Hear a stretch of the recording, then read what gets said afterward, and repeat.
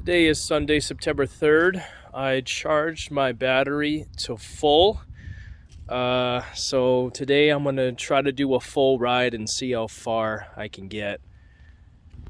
As you can see, I have all the bars, all four. Alright, according to Map My Ride, my 16.75 kilometer trek took 40.5 minutes.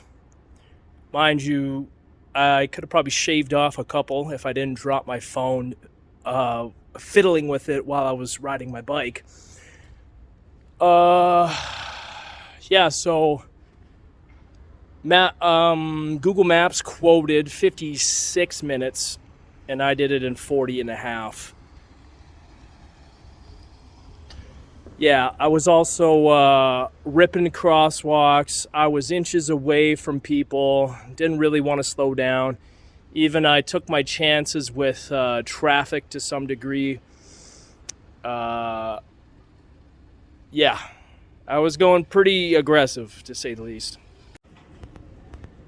Also to note, if I turn my bike on, 3 bars. That whole trip, I'm at 3 bars. So, still going all right. This is the Map My Ride analysis from home to Oliver Square.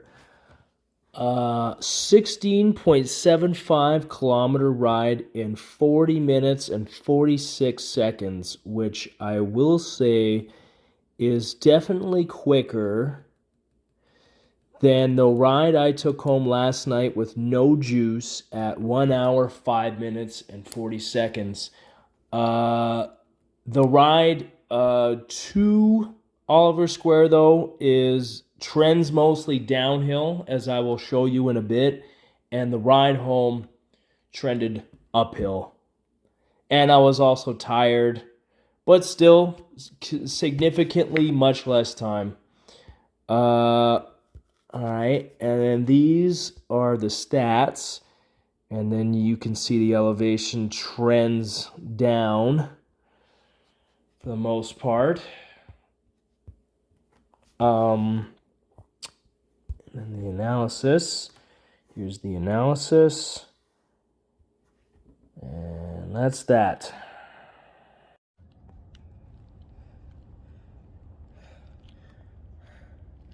Thread kind of coming off there, if you can see that, compared to no thread exposure there. I don't know if it's me, but my brakes sound squeakier today. Here. I've heard it worse, but it's pretty squeaky. Where am I at? 47th Street, 38th Avenue. Millwoods. I made it this far until my foot pedal finally came off.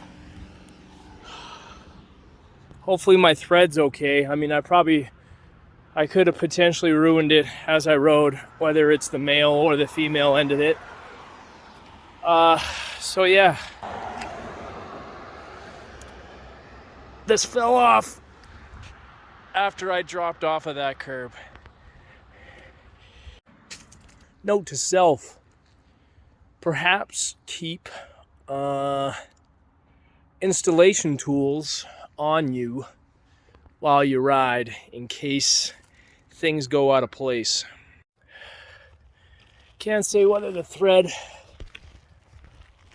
female thread part was already ruined before it started coming off, or as it was coming off, it was ruined with all the pedaling I did.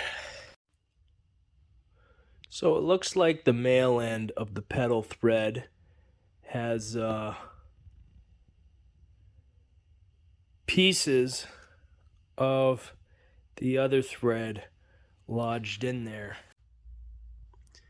This thread looks totally ruined. I'm gonna have to contact the manufacturer and see what they can do. This is the Map My Ride analysis from Oliver Square back to home.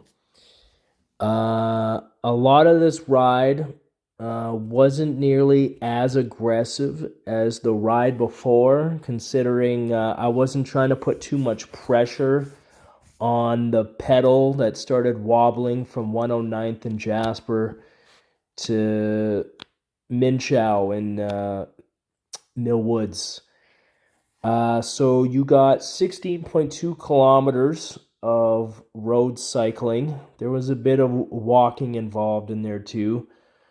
Um, yeah, I had to cut it off partway through the walking. So that was 47 minutes and 48 seconds. And then here's the data on that. Trends uphill, right? So just like I said before, the way back trends more uphill than the way there. View the data. And that's the data for that. And the data right there. The battery I have after the ride shows 3 bars. I could swear as I was riding it was at 2 bars. So take that for what it is. Today was a day that was meant for me to test how long I could ride the bike pedal assisted only through the city of Edmonton on a full charge. I went pretty fast going pedal to the metal with little to no slowing down through the city. It's too bad the left pedal started coming off and eventually ruined the mating thread and my ride. With what I could do today, I was able to get 31.75 kilometers worth of pedal assisted riding with still 2 bars left of juice. Not sure what the remainder would have got me, but I am impressed as this exceeded my expectations. Then again, it's not like I tried to climb a monster hill like McDougall Hill Road, which really is not common ground in the city of Edmonton anyway. My ass was not sore when I got on the bike today, so that's positive points for the seat. I rode it yesterday for a long time, and I've had a bike in the past where it's been really uncomfortable, especially if I hop on it the day after. My lower back was noticeably sore today, though. I'm curious if this could be the seat or the load I was carrying in my backpack during the ride yesterday. My backpack could have also been filled up improperly, creating excess load on the lumbar part of my spine. About the shifter for the rear cassette gears, the descending switch is also prone to skipping gears if you press too hard or far, which can be annoying. One just has to use a certain amount of pressure to drop one gear at a time. In my previous video for my ride yesterday, in the end segment like this, I showed how the descending switch doesn't stay stationary. I decided to film that demonstration again today in broad daylight for a better view.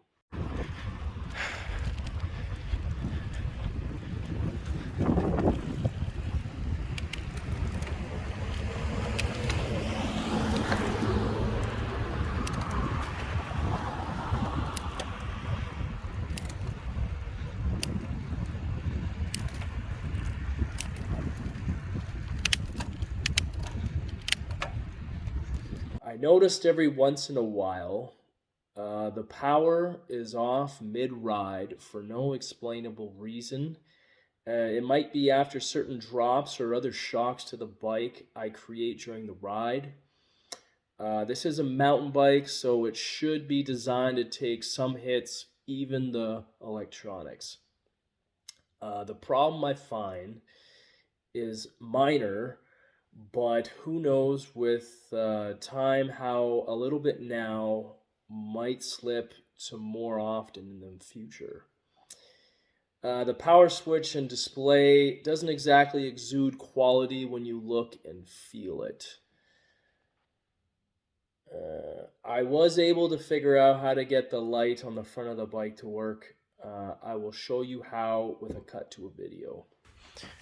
So what you do is when the bike is on, the same button that you use for cruise control when you're on throttle mode, you hold it for 3 seconds, and then you can see a light just turned on, and there's your light on. The pedal coming off the bike was the most upsetting part of the bike thus far. If I had brought the installation tools for the ride, the problem might have been remedied, especially if I did the work right away. I could have also just used the throttle to get myself home, or at least with every start, so the initial tough pedal work would be eliminated from the equation. I didn't want to use the throttle because my mind was fixed on keeping today's battery experiment on pedal assist only with absolutely no throttle work. I could have maybe saved my pedals mating thread and tried the experiment another day. Oh well, I made a choice. It's hard to say whether the pedal was installed poorly, leading to the stripping of the threads, or if the threads are just not of quality.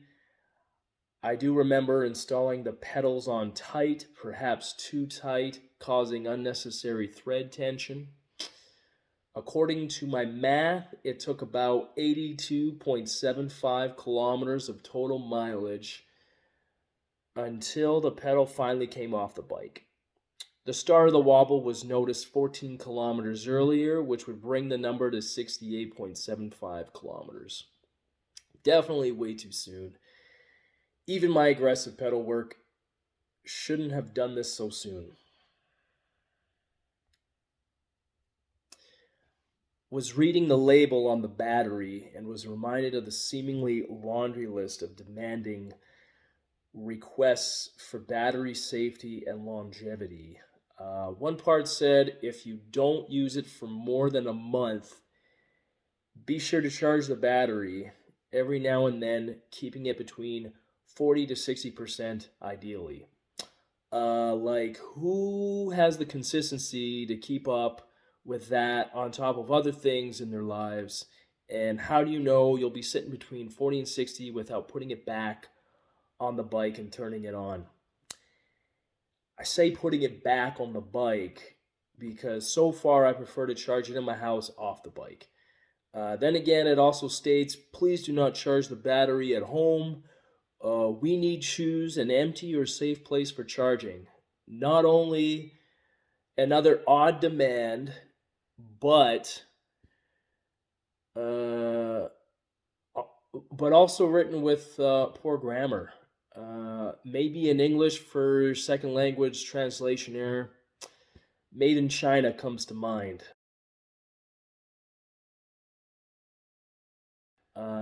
I'll add to this by saying this bike comes with little to no documentation.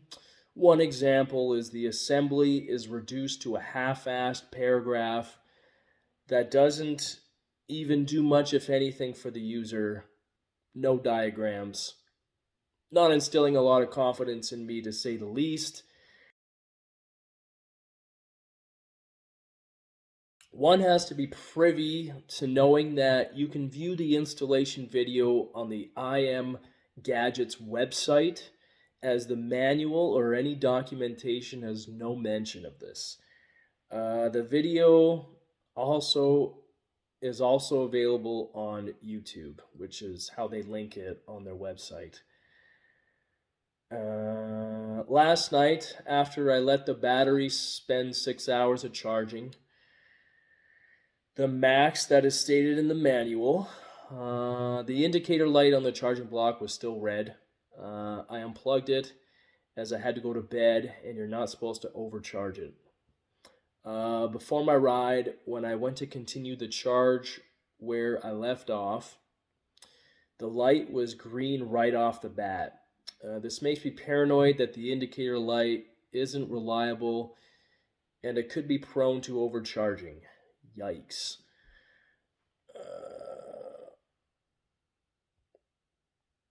Okay, people online have said the customer service blows, but I'll have to see for myself. Again, it doesn't instill a lot of confidence. I took a chance buying this bike. A company I've never heard of, which is also mentioned to people online, with heavily marked down end of summer prices and supposedly bad customer service. Again, I shall investigate myself. The markdowns could be just to move inventory, but it might be a sign considering the problems I'm coming across, and mentions of these things create a picture of sorts. A quality company would have higher standards, wouldn't you agree? Hopefully, I'm back on the road in no time. Thanks for watching the video. I hope it was entertaining or at least informative. Cheers.